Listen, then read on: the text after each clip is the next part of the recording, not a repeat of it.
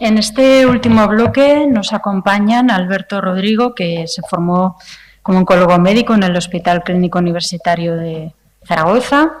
Desde el 2017 trabaja en el Hospital Arnau de Vilanova y en la Clínica Nueva Alianza de Lleida y forma parte de nuestro grupo de UOMI y es experto universitario en inmunología tumoral y inmunoterapia.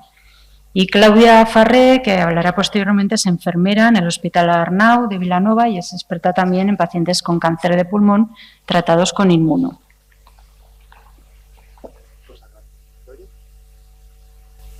Ahora sí.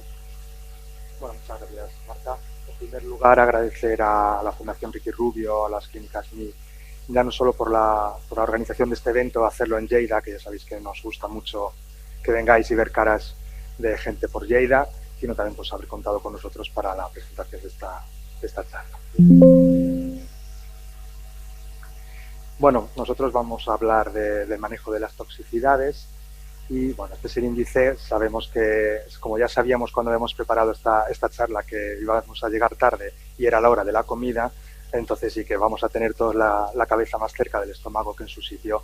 La hemos hecho muy rápida, es sencilla para toda la familia, así que esperemos que no nos odiéis mucho durante este rato hasta la hora de la comida. Hablaré un poquito de las generalidades de una manera muy sencilla y luego hablaremos del manejo de las toxicidades. Me voy a centrar solamente en las toxicidades más frecuentes, endocrinopatías, gastrointestinales, hepatotoxicidad, neumonitis y nefritis, y el resto simplemente las mencionaremos un poquito por encima. Y después hablaré de un pequeñito concepto que está últimamente muy de moda, que la verdad es que a mí me gusta mucho, que es el time toxicity, que es una soledad positiva que yo creo que no es muy conocido y me parece muy interesante. Y posteriormente, pues ya Claudia nos comentará el tema de las toxicidades desde la consulta de enfermería. Un pequeño apunte para los que no estemos familiarizados con los diferentes tipos de tratamientos para pacientes oncológicos. Las diferencias que hay, estos son los tratamientos principales que tenemos en oncología: la quimioterapia, las terapias dirigidas y la inmunoterapia. Ya se han hablado de ellas, ya nos han explicado muy bien todos los resultados que estamos teniendo, todas las novedades, pero un poquito las diferencias a nivel del manejo de toxicidades entre ellos. La quimioterapia, que es lo que tenemos de toda la vida, sabemos que es un fármaco que actúa contra el ciclo celular, contra las células que se están dividiendo. Es el propio fármaco en sí el que va a actuar contra estas células y por tanto las va a destruir. ¿Qué es lo que pasa? Que al actuar sobre células que se están dividiendo, también actúa sobre las células corporales que se están dividiendo. De ahí las toxicidades típicas y clásicas de la quimioterapia. Caída de cabello, el cabello sabemos que se divide continuamente y están haciendo continuamente. Las mucositis, las células de la mucosa también se están dividiendo continuamente y por tanto van a ser las toxicidades que vamos a poder esperar de la quimioterapia. Luego tenemos las terapias dirigidas, que sabemos que estos fármacos van a actuar sobre las células tumorales, ya no actúan sobre el resto de una manera tan prominente como la quimioterapia, sino contra células tumorales y además principalmente contra células tumorales con diferentes perfiles moleculares, como ya hemos visto ampliamente durante la mañana. Y después la inmunoterapia. La inmunoterapia, a diferencia de los fármacos anteriores, no va a atacar ningún tipo de células, la propia fármaco no se va a dedicar a matar células, sino que lo que va a hacer es, a los pacientes les decimos de una manera un poco sutil, es educar a nuestro sistema inmune, a nuestros propios linfocitos, para que sean ellos los que ataquen la enfermedad. ¿Qué es lo que pasa? Que claro, estos linfocitos se les educa para que ataquen algo, una enfermedad tumoral, pero a veces se equivocan y entonces atacan células tiroideas, atacan células colónicas y entonces nos van a producir toxicidades que son inmunomediadas. ¿Cuáles van a ser las toxicidades más frecuentes que vamos a ver? Aquí tenemos un dibujo muy bonito de Champiat, que es un artículo que creo que conocemos todos los oncólogos, muy interesante sobre todo lo que es toxicidades inmunomediadas, principalmente pues a nivel endocrino, principalmente la tiroiditis, la suprarrenalitis, también alteraciones de la glucosa, a nivel del hígado pues las hepatitis, a nivel renal principalmente nefritis, transcutáneo a nivel cutáneo. Vamos a tener también pues uveitis, conjuntivitis, esto es bastante menos frecuente, neumonitis, pleuritis, a nivel cardiovascular pues pericarditis, miocarditis, también pues la colitis, pancreatitis, gastritis a nivel gastrointestinal, a nivel neurológico más o menos habitual, pero Guillain-Barré, meningitis, encefalitis, que esto sí que lo vemos habitualmente, y a nivel musculoesquelético pues más las artritis. Pues yo por lo menos en la consulta, el primer día que le explicamos a los pacientes qué nos podemos esperar o qué toxicidades podemos esperarnos de la inmunoterapia, siempre les digo lo mismo: todo lo que termine en itis. Si termina en itis, no lo podemos esperar, aunque sea lo más raro y no lo hayamos escuchado nunca. Pero si termina en itis, podemos estar ante una toxicidad inmunomediada. Luego vamos a tener pues, menos frecuentes, pancreatitis, uveitis, que está por debajo del 0,1%. Podemos tener neuropatía autoinmune, un síndrome de Guillain-Barré, síndrome miasténico, encefalitis, este tipo de toxicidades menos frecuentes que nos podemos encontrar, que posiblemente a lo mejor no veamos ninguna a lo largo de nuestra carrera, pero puede ser que vayamos a ver varias y siempre tenemos que estar pendientes. Síndromes como he tenido que buscar, que era el síndrome Bockov-Janagi, que si algún oncólogo tiene un paciente con este síndrome, que compre la lotería, porque es un síndrome muy raro, es una uveitis, es una uveomeningitis, es decir, una panuveitis granulomatosa que cursa con un desprendimiento de retina seroso que aparte produce alteraciones en el sistema nervioso central, por tanto es muy raro, pero puede pasar, porque está descrito. Y bueno, y ahora vamos a ir un poquito al manejo de las toxicidades. También de Champiat, ya digo, es un artículo muy usado para los oncólogos, describe este círculo que me consta que saldrá a lo largo de la mañana en más ocasiones porque es un círculo muy importante para el manejo de la inmunoterapia, en el que pues tenemos que estar en diferentes fases y diferentes momentos de tratamiento, ¿no? Empezamos por la prevención, tenemos que prevenir estos efectos secundarios. ¿Cómo los vamos a prevenir? Pues primero es saber qué efectos secundarios nos podemos esperar, identificar de qué manera podemos encontrarnos estos efectos secundarios y sobre todo informar a los pacientes. Son los que al fin y al cabo nos van a decir, nos van a venir a explicar los efectos secundarios y van a saltar la alarma. Es decir, si a un paciente le explicamos que puede tener una uveitis, en cuanto empieza a ver borroso nos va a llamar. No va a esperar a las 3 semanas hasta que nos vea a consulta para decir, llevo 2 semanas viendo borroso. Entonces, para prevenir, lo mejor es tener un paciente y un cuidador bien informado. También anticiparnos, estar pendientes de que nos puede venir la inmunoterapia, hacer un seguimiento, también hacer un chequeo anterior, es decir, al inicio del tratamiento, pues tener los datos analíticos correctos, tener pruebas de imagen correctas para saber cómo vamos a tener al paciente previo a la posible toxicidad, detectar tempranamente, ante la mínima sospecha, hacer las pruebas, no retrasar las pruebas de imagen, no retrasar las pruebas para poder detectarlo a tiempo. Una vez detectado, pues lo vamos a tratar, como ya comentaremos un poquito cómo se tratan este tipo de efectos secundarios, y una vez tratado los tenemos que monitorizar, ver si van bien, si no van bien, si se estabilizan, si vuelven a recaer, y así con este círculo podemos tratar este tipo de toxicidades de una manera más correcta. También saber en qué momento nos podemos esperar las toxicidades. Sabemos, por ejemplo, que la toxicidad que más inicialmente nos va a ocurrir es el ras cutáneo. Pues en las primeras semanas del tratamiento podemos esperarnos un ras cutáneo, vamos a estar más atentos. Saber, por ejemplo, cuándo nos va a aparecer la toxicidad hepática. Y igualmente que sabemos cuándo van a aparecer, cuánto tiempo más o menos podemos esperar que nos pueda durar este tipo de toxicidad. Esto es lo que está descrito en las guías de la guía ESMO del 2018 y es importante también pues, que conozcamos cómo se va a comportar. Guías principales de manejo, está la guía de la ASCO, de la JCO, y la guía de ESMO, que es la que me voy a centrar un poquito porque yo creo que es la que la mayoría de los oncólogos utilizamos en España. Esta guía es del año pasado, de octubre del año pasado, y la verdad es que está bastante completa. Lo primero es los estudios que tenemos que tener al inicio.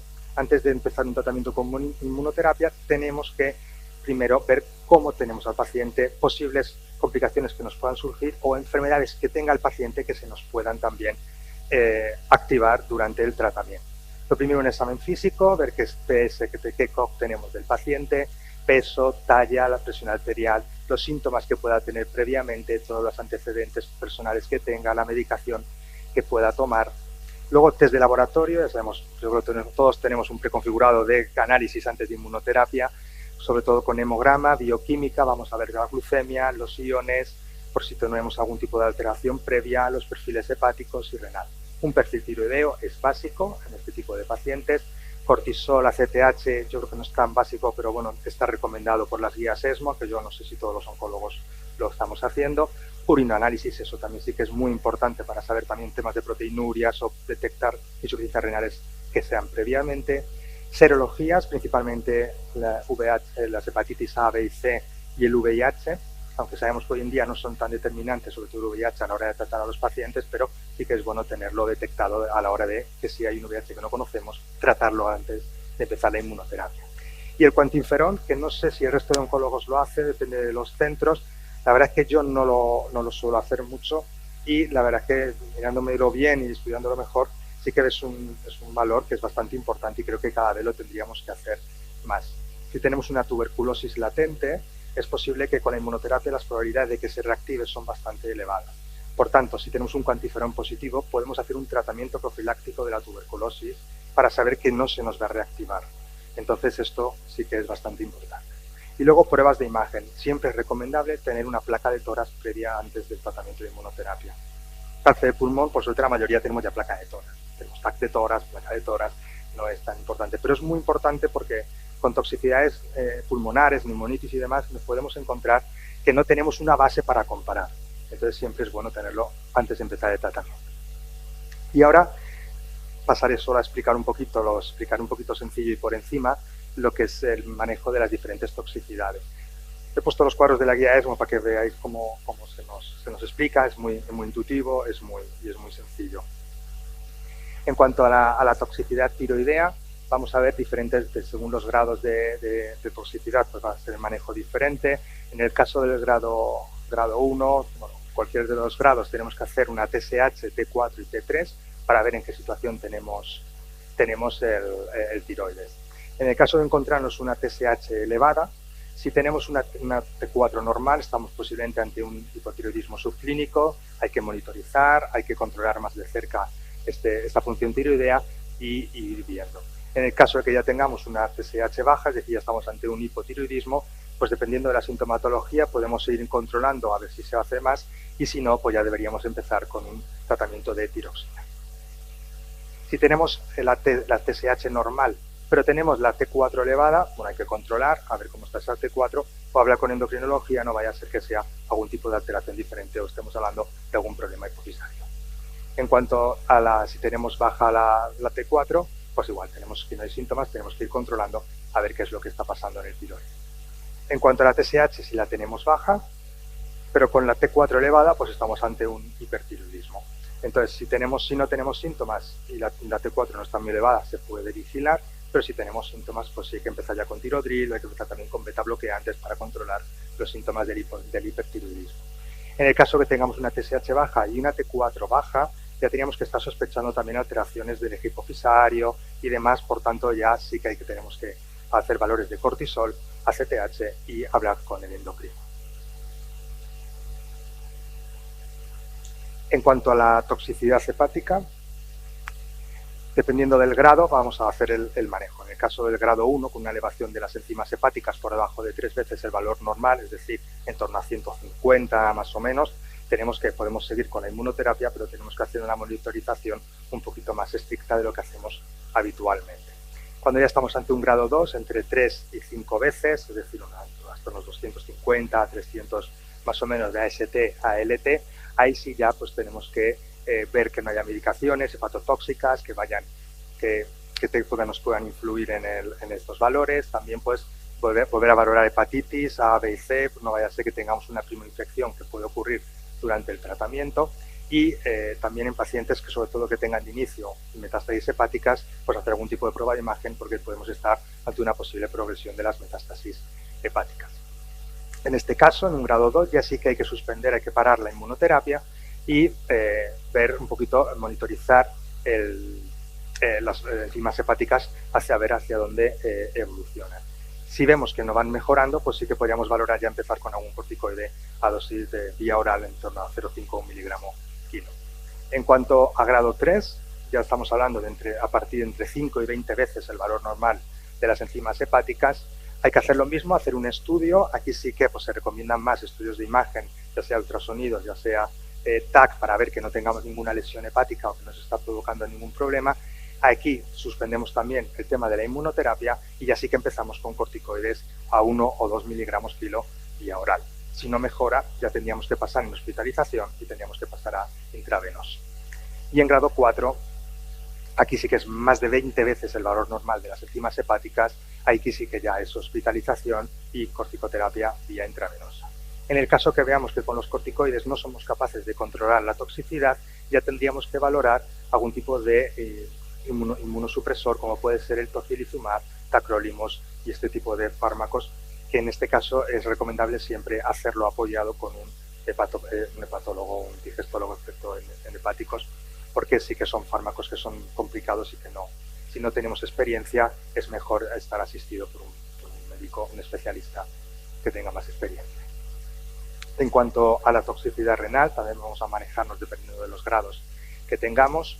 En un grado 1, pues tenemos que también mirar medicaciones, que no haya medicaciones nefrotóxicas, que son muy habituales y no nos damos cuenta, pero los pacientes suelen tener bastante medicación nefrotóxica, y pues hacer estudios de análisis, urinoanálisis, ver hacer una ecografía, que no sea un problema obstructivo, que no tengamos alguna lesión abdominal que nos esté obstruyendo la vía renal. Y bueno, pues con esto continuamos la inmunoterapia, no hay ningún problema. Le decimos al paciente pues que aumente la hidratación y podemos seguir y hacer un control más estricto de la función renal.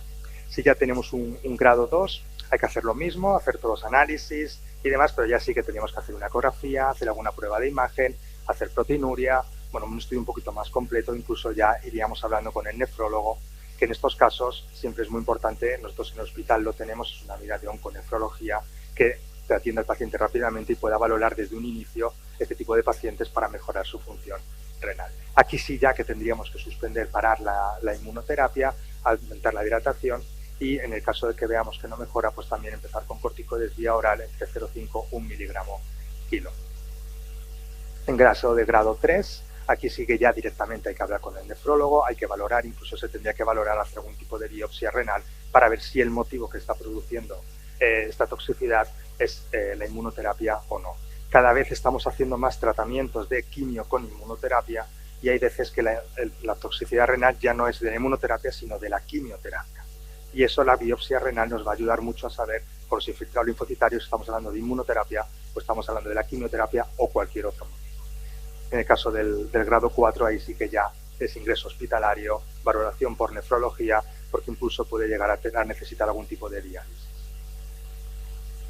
En cuanto a la toxicidad digestiva, lo principal es la colitis, son las diarreas. Esto es un poquito más sencillo de tratar. En el caso de que tengamos una colitis grado 1, pues tenemos que, no hace falta suspender el fármaco, empezamos con tratamiento con dieta, aquí pone loperamida, yo no soy muy amigo de la loperamida en la inmunoterapia, porque nos podemos encontrar con complicaciones un poquito más severas, pero bueno, es simplemente ver, un poco vigilar de cerca y hacer tratamiento dietético. En el caso que ya tengamos un grado 2, que no vaya mejorando, pues ahí sí que tenemos que ya empezar a hacer estudios de que sea infeccioso, coprocultivo, Clostridium y demás. También tenemos que hacer una calprotectina para ver si tenemos inflamación a nivel colónico, que es lo que nos mide este valor, y pues también por otros motivos de posibles diarreas. Aquí sí que hay que suspenderlo, tratamiento sintomático, y si no mejora, ahí sí que tenemos que empezar ya también con corticoides por vía oral. En el caso de grado 3-4, ahí sí que ya requiere una hospitalización, hay que investigar un poquito más de cerca, incluso pues hacer una endoscopia o hablar ya con el digestólogo para ver cómo podemos valorarlo. Aquí sí que ya pasaríamos a corticoides intravenosos, y en el caso que no mejorara con corticoides intravenosos y mantuviera la colitis severa, pues también valoraríamos algún tipo de inmunosupresor con el digestólogo, como el infliximab o el vedolizumab. También incluso pues hay estudios de trasplante fecal y demás, que parece que va bastante bien en este sentido. Por último, comentaré la toxicidad pulmonar, que es una de las que en cáncer de pulmón más frecuentemente nos vamos a encontrar y más descrito tenemos. Entonces es importante, sobre todo en este caso, es detectarla a tiempo. Tenemos el grado 1, el grado 1 es cuando el paciente está asintomático, lo vemos principalmente en los TAC de control, cuando tiene menos del 25% de afectación. Y en este caso, aquí nos va a ayudar el tener un TAC de control, un TAC previo para ver lo que ha pasado. Y en este caso, ¿qué hay que hacer? Pues controlar cómo está el paciente, saturaciones, si está asintomático, pues retrasar el tratamiento y ver un poquito cómo evoluciona en los próximos días. Si ya tenemos un grado 2, es decir, ya tenemos paciente con síntomas, con disnea, tos, desaturación, ahí tenemos un paciente más afectado, ahí sí que tenemos que ya monitorizar, hacer una prueba de imagen. Lo mejor sería hacer un TAC, pero bueno, radiografía de tórax también nos puede ayudar en este grado todavía polisintomático, y valorar un poco en esos casos. La broncoscopia grado 2 yo no creo que sea tan recomendable, aquí la menciona, pero yo no creo que sea tan recomendable todavía con un grado 2 hacer una broncoscopia, pero bueno, se puede valorar con el neumólogo. En este caso aquí sí que hay que suspender el tratamiento de inmunoterapia, hay que empezar con corticoides y ahora se puede empezar con vía oral, antibióticos, descarta que no haya una infección respiratoria y demás, y la sospechamos, sí que empezaríamos con antibióticos. Y luego, muy importante, porque a veces nos podemos confundir en las neumonitis, nos podemos confundir con una afectación por neumocistis. Nuestros pacientes muchas veces damos corticoides y se nos olvida hacer la profilaxis del neumocistis con el ceftriaxone. Y entonces en estos casos muchas veces confundimos neumonitis con neumocistis. Y esa confusión puede ser muy grave. Ante la duda o ante la mínima sospecha, si el paciente ha estado con corticoides, tenemos que cubrir ya con el cotrimoxazol.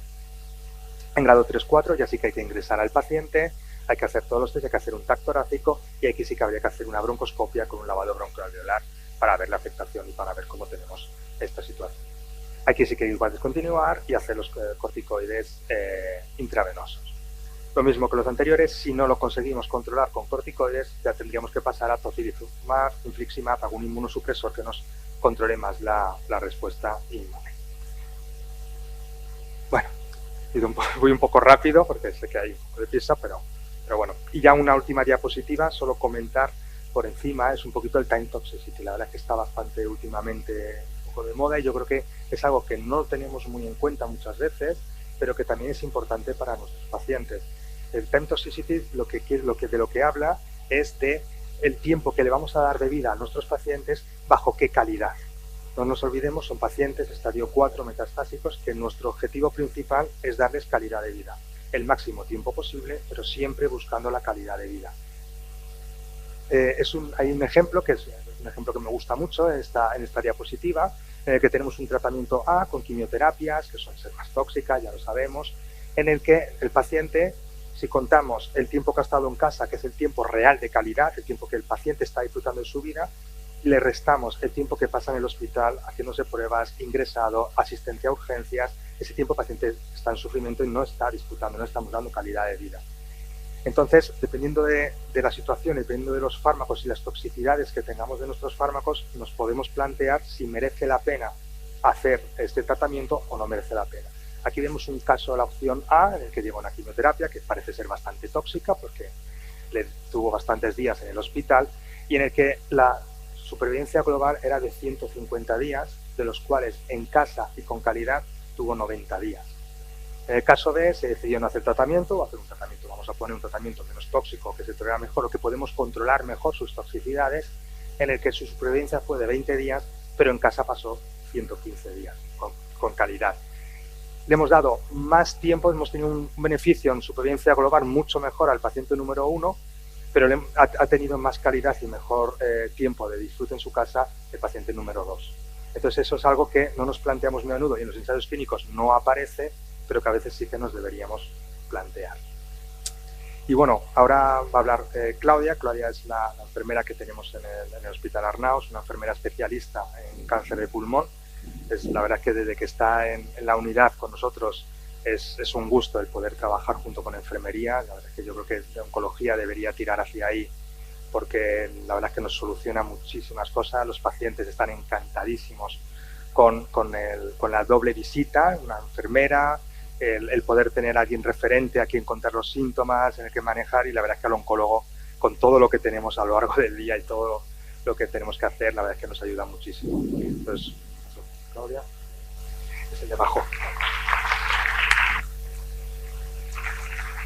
Bueno, buenos días. Sí, oye, sí. Pues después de la charla de la inmunoterapia y de las toxicidades, cómo manejarlas desde el ámbito médico, a mí me gustaría hablar de las toxicidades desde la consulta de enfermería, ¿no? Que es un papel un poco, no nuevo, pero todavía se tiene que poner un poco más de moda, yo creo. Entonces voy a reutilizar una imagen que ha salido anteriormente y me la he hecho un poco mía para que, como ha dicho muy bien el doctor Rodrigo, hay aquí 5 pilares importantes donde el oncólogo, el especialista, puede reunir o puede, ¿no?, prevenir, anticiparse, detectar y tratar. Y siempre habla el oncólogo, el especialista. Yo la primera vez que la escuché o vi esta imagen, pues era el oncólogo. Y enfermería entrábamos a participar en alguno de estos puntos. Ahora puedo decir que desde la consulta de enfermería tiene un papel muy importante y puede entrar en cada uno de estos puntos a participar y a formar parte del equipo. La charla va un poco dividida por los puntos, ¿no?, que nos vamos encontrando. El prevenir, el conocer el tratamiento de la inmunoterapia, súper importante. Jornadas como esta, que aprovecho para dar las gracias, que nos reúnen diferentes especialistas, toda que nos formamos y que vayamos todos en un único camino, ¿no? Identificar los factores de riesgo de la inmunoterapia, ¿no?, cómo funciona la inmunoterapia, cómo funciona nuestro cuerpo, para poder después informar al paciente y que el paciente pueda entender. Y también informar al resto de profesionales, ¿no?, profesionales que a veces pues están en urgencias, en la UCI, en radioterapia, pues el manejo de las toxicidades de la inmuno, ¿no?, pues, y también los compañeros pues, de hospital de día, donde ponen los tratamientos, los compañeros que están en hospitalización, pues la importancia de que, ya que nosotros nos estamos formando, poder participar y poder dar esta información a los compañeros, porque ya que serán parte del equipo y serán también personal sanitario que va a tratar este tipo de pacientes con este tipo de tratamientos. En la parte de anticipar, aquí he querido dividir con 3 partes que me gusta, que es como divido un poco la consulta, ¿no? Como en la consulta de enfermería, desde el primer día que el paciente recibe el diagnóstico, ¿no?, y viene a la consulta de enfermería, muchas veces la quimio es más famosa. Yo siempre digo, la quimio sabe mucho los efectos, y se me va a caer el pelo, las náuseas, ¿no? Pero la inmunoterapia, ¿qué es la inmunoterapia? Muchas veces se tiene que parar el paciente en la consulta, que está muchas veces en shock, ¿no?, todavía está asimilando el diagnóstico, y que va a hacer el tratamiento de inmunoterapia. Entonces, la importancia de enfermería en la consulta para la explicación de este tratamiento. Quiero dar énfasis en la parte de que la anamnesis que hacemos enfermería en la consulta de enfermería el primer día es muy importante para seguir después la evolución de este paciente, para poder prevenir y detectar, ¿no?, estas posibles toxicidades, que si lleva oxígeno o no lleva oxígeno, si lleva un drenaje o no lleva un drenaje, las enfermedades autoinmunes, el checklist, ¿no?, de las pruebas que tenemos que tener, pues la analítica, unas serologías, ¿no?, si tiene problemas dermatológicos o si tiene la placa de tórax, ¿no?, pues esto desde enfermería tenemos que tenerlo todo un poco controlado, y la primera anamnesis de enfermería es súper importante. Después, durante el seguimiento, durante el tratamiento, pues bueno, vemos al paciente que lo vamos viendo ciclo tras ciclo, cada 3 semanas, cada 2 semanas, ¿no?, cada mes, dependiendo del tratamiento, ¿no?, y vamos viendo la evolución de la enfermedad, la evolución de las toxicidades, y podemos hacer un control exhaustivo en cada una de ellas. Y en la parte de seguimiento, sin tratamiento, muchas veces con la inmunoterapia, que es o por una toxicidad que tenemos que parar la inmunoterapia, o porque ha habido una progresión y tenemos que cambiar de tratamiento, ¿no? Pues no olvidar estos pacientes que en su momento han llevado la inmunoterapia y que tenemos que ir controlando todavía los puntos diana de la inmunoterapia donde pueden afectar, ¿no? Es importante que el paciente también lo recuerde. Y la base de los 3 puntos, de las 3 etapas que podemos definir la consulta de enfermería, sobre todo la educación del paciente y la educación de la familia. La del paciente tiene que entender qué es la inmuno, cómo funciona. A veces les explicas, como ha dicho el doctor Rodrigo, pues que reeducamos el sistema inmunitario, ¿no?, que le quitamos los frenos y a veces se nos puede alterar y se nos puede hacer inflamaciones, las famosas itis. Y la familia también, importantísimo, ¿no?, el apoyo en la persona que viene en consulta cada día, muchas veces con los ciclos, y acompaña al paciente y que vive en casa y que ve la evolución de este paciente. En la parte de detectar los valores basales, pues la importancia de la anamnesis que hemos hecho el primer día, ¿no?, con los valores de referencia, pues el paciente que lleva a consulta y vemos una analítica alterada, una saturación baja, un color diferente, ¿no?, unas tensiones que no nos cuadran, pues esto es importantísimo en el momento desde que llega el paciente, y podemos revisar la anamnesis del primer día. Descartar progresión, esta es la parte del oncólogo, ¿no?, donde, bueno, antes de todo vamos a ver si hay una progresión de la enfermedad, si necesitamos pruebas de imagen, si se tiene que rebiopsiar o lo que haya, ¿no? Y después, siempre considerar, que siempre digo, mal pensar, siempre en consulta que sea una toxicidad inmunomediada, ¿no? Yo desde que estoy en la consulta de enfermería, yo siempre mal pienso, yo siempre estoy un poco alerta. Alberto a veces me dice, no, esto sí, vale, porque puede salir por todos los sitios. Entonces, tratar. Aquí entraba el oncólogo, el especialista en ese momento, ¿no? Donde ponía tratamiento, donde decidía si suspender la inmunoterapia, pauta de corticoides, otros fármacos como inmunosupresores, ¿no? Si hacía falta contactar con el especialista de órgano. Pero ¿y enfermería qué podíamos hacer? Pues podemos hacer muchas cosas. Muchas veces empezamos con pautas de corticoides, entonces el paciente, aparte de toda la medicación que tiene en casa, y ahora le tienes que decir que tiene que hacer una pauta descendiente, que si 30, no sé cuántos días, que si 15, otros días, pues muchas veces la adherencia del tratamiento o el lío de medicación es importante. Pues desde enfermería a la consulta, poder revisar estas pautas telefónicamente, muchas veces hacemos control telefónico, ¿no? Desde casa, poder llamar y decir, ¿cómo estás haciendo la pauta? Tendrías que estar por aquí o por allí. ¿Cómo han mejorado los síntomas? ¿No han mejorado, no? La valoración analítica, también, como he dicho, función renal, hepática y tiroidea, pues también la podemos controlar desde la consulta de enfermería. Y en nuestro caso, uy, qué fuerte me escucho ahora, en nuestro caso, pues tenemos pacientes que viven 2 horas o 3 horas del hospital, ¿no? Pues la coordinación con los CAPs, para que se puedan hacer la analítica en su CAP, nosotros lo podemos revisar desde nuestra consulta y después decidir si el tratamiento con corticoides, estoy hablando de corticoides por decir algo, pero funciona o no funciona, si hace falta repetir analíticas, ¿no? Y que el paciente no tenga que hacer una visita extra al hospital, evitar traslados, ¿no? También el seguimiento conjunto del especialista, si es el momento pues que lleva nefrología, hemos tenido que hacer una consulta con nefro y este paciente está controlado por nefro, pero que seguimos con la inmunoterapia, pues el trabajo conjunto. Y por otra parte también, y no menos importante, la revisión de citas y pruebas para otros especialistas. En el momento de tratar vamos a pedir otra prueba para descartar cosas, ¿no? Pues cumplir con los tiempos, intentar que tengamos la información cuando lo más próxima o más rápida posible, ¿no? Que no se demoren visitas, pues esto es importante también y lo podemos hacer desde la consulta de enfermería. Y en la parte de monitorización, bueno, yo creo que monitorización lo hacemos durante todos los puntos anteriores, ¿no? Y desde enfermería me centro en la parte de control analítico desde el primer día, ¿no? Control hemodinámico, control nutricional, súper importante en los pacientes, y control de la medicación y sus pautas, que es lo que he hablado anteriormente.